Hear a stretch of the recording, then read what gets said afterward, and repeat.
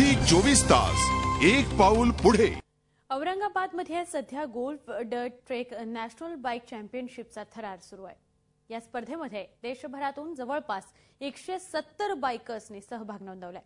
याच पद्धतीने देशभरामध्ये 5 स्पर्धा आयोजित करण्यात येणार आहेत आणि यातून सगळ्यात जास्त गुण पटकावणारा खेळाडू बाईक रायडिंगचा नॅशनल चॅम्पियन ठरणार आहे। औरंगाबादेत सध्या बाईक रेसिंगचा थरार सुरू आहे।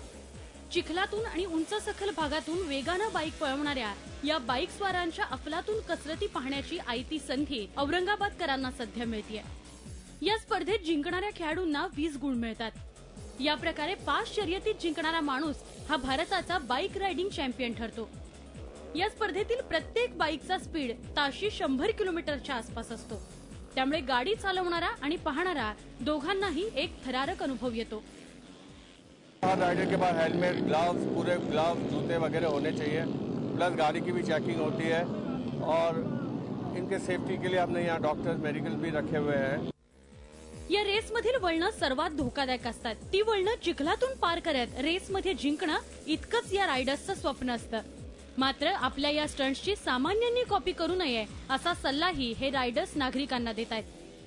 रस्त्यावर गाडी पळवण्यापेक्षा इथे येऊन प्रूव्ह केलेलं जास्त बेटर राहील, कारण इथे सेफ्टी पण असते आणि रस्त्यावर जोरात गाडी चालवताना आपण स्वतःला पण त्रास देतो आणि रस्त्यावरच्या लोकांना पण त्रास देतो।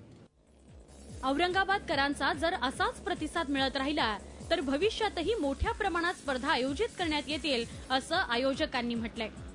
तर औरंगाबादकरांसाठी सुद्धा या स्पर्धा म्हणजे एक वेगळंच थ्रिल आहे। झी 24 तास साठी औरंगाबादहून विशाल करोळेसह ब्युरो रिपोर्ट।